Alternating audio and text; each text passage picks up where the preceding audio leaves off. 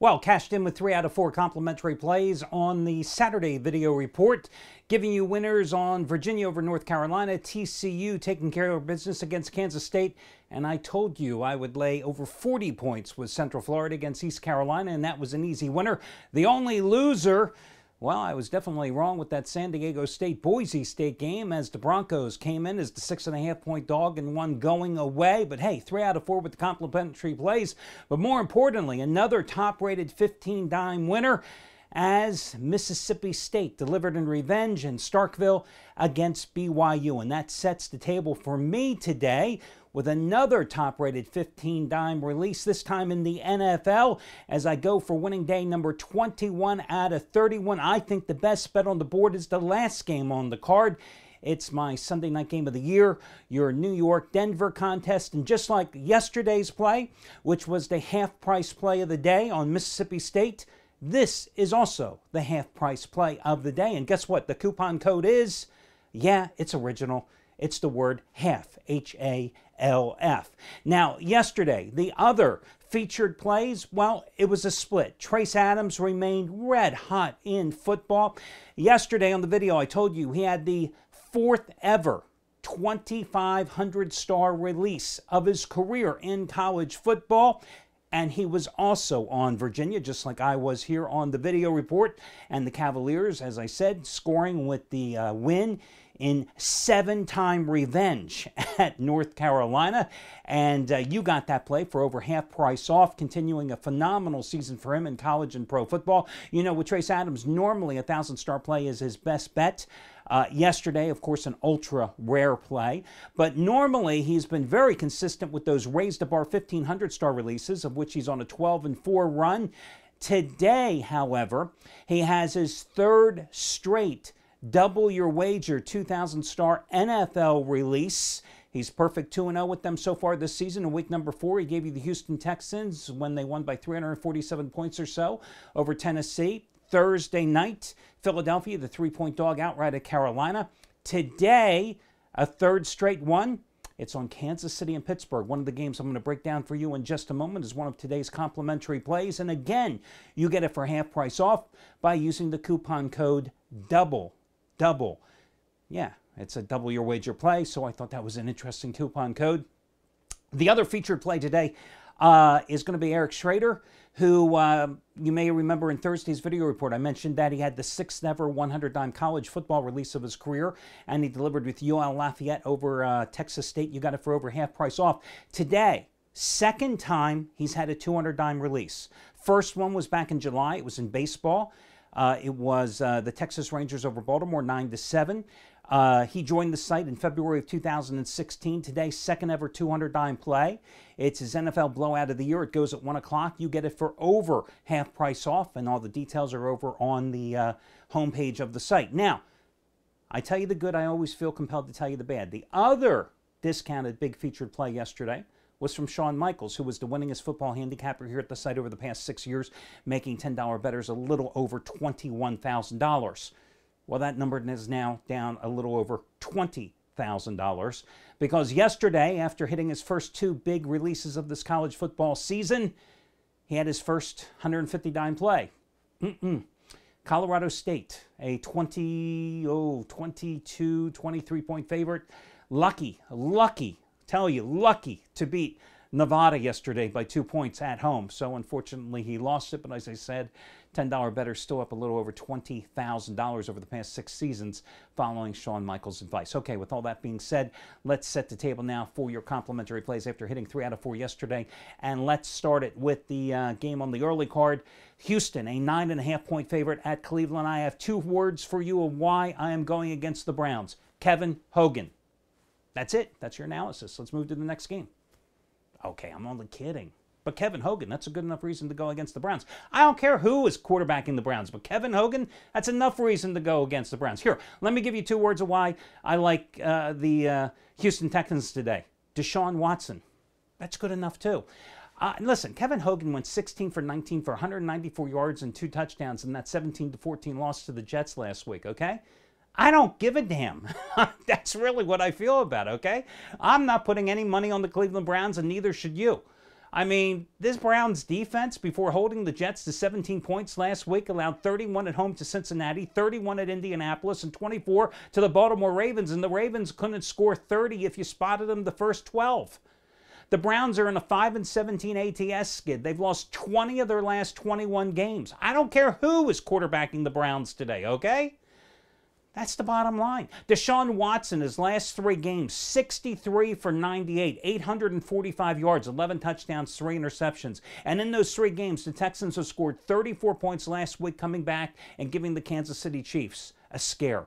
57 points against Tennessee, 33 points at New England. Yeah, I'm taking the Houston Texans, and I'm more than willing to lay the points. I know they have all the defensive injuries. But again, you only have problems defensively if the other team can score points. And I'm not worried about the Browns in that situation. Next game, the Green Bay Packers -3 at Minnesota. The Packers coming off the comeback win at Dallas, their 3rd straight win. In those 3 games, Aaron Rodgers, his numbers, 65 for 97 for 713 yards. 10 touchdowns, 1 interception versus the Cowboys, the Bears, and the Bengals, with the offense scoring 97 total points in those 3 wins. Minnesota already at a disadvantage because they're coming off the short week in the Monday night game against the Bears. Case Keenum's, of course, starting at quarterback. But let me ask you, where are the playmakers for the Vikings from Case Keenum? You already knew Dalvin Cook is out, right, for the season. We knew that already because of the knee injury suffered a couple of weeks ago. Stephon Diggs, your most explosive wide receiver, is going to be out today. Packers have won 3 of their last 4 straight up in Minnesota.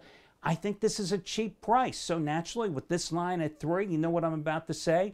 Line crosses 3, 4, 7, sometimes 10. You absolutely are buying down the half point or up, depending on whether you're on the favorite or the underdog. And in this case, with that line anywhere between 3 and 4.5, I'm buying down the half point on Green Bay. I think it's going to be a low-scoring game. I think it's going to be a close game because I think the Packers are going to be hard-pressed against this good Minnesota defense to put a lot of points on the board. I think this is going to be a 20-13, a 21-14 game, somewhere around there.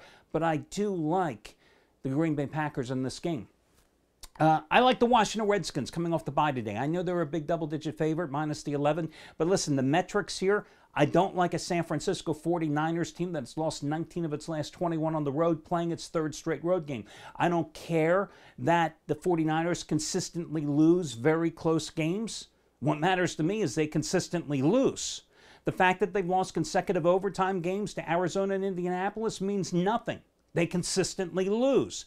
I like the way the Redskins have played. I was very impressed with the way the Redskins played in that Monday night loss to Kansas City a couple weeks ago. I particularly loved the way that they blew that game at the end because it got me the cover on Kansas City. Thank you very much with that lateral fumble and return for the touchdown by KC with 4 seconds to go. Thank you very much.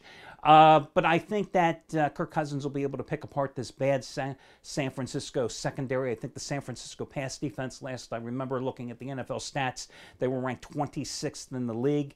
I mean, Jacoby Brissett of the Colts threw for 314 yards against them. And I like the Redskins coming off the bye in this spot, so I'm willing to lay the 11 points with Washington at home in this situation. And then your final game, Kansas City and Pittsburgh. Now, you remember what I told you last week after losing money with the Pittsburgh Steelers, and after Ben Roethlisberger after the game said maybe he was thinking maybe he didn't have it anymore. Then, of course, the next day he changed his mind and he said, you know, it was just one of those heat of the moment things. I'm paraphrasing, of course. He was going to be confident and stuff. I'm sorry.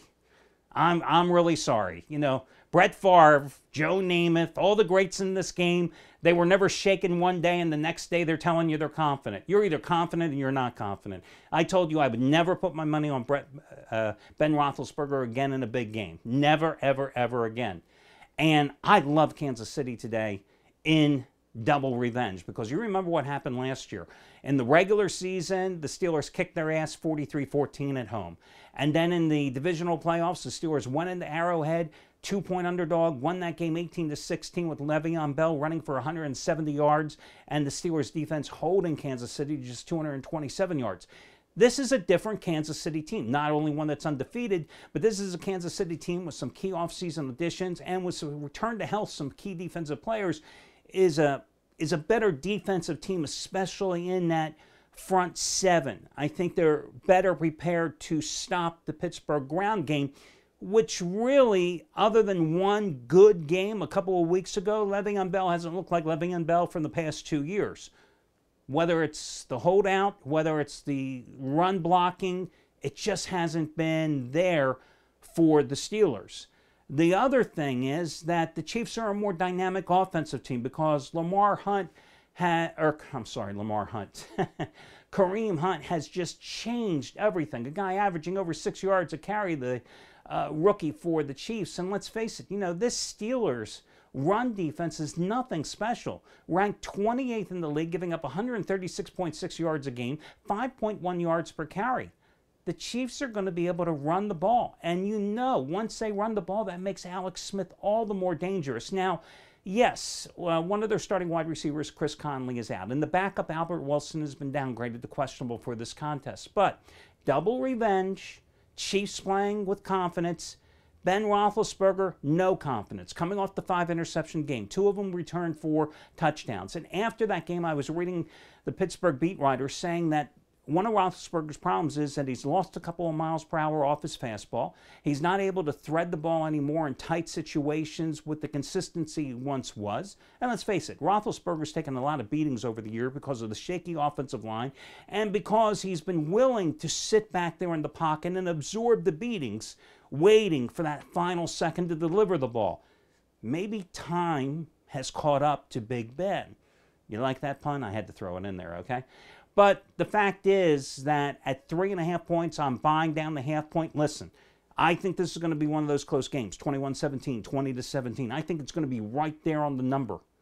But again, I like Kansas City and double revenge in this one. So, recapping the free plays, I like Kansas City, I like Washington, I like Green Bay, and my favorite of them all, I like the Houston Texans. That'll do it. Talk to you again tomorrow. Good luck, everybody.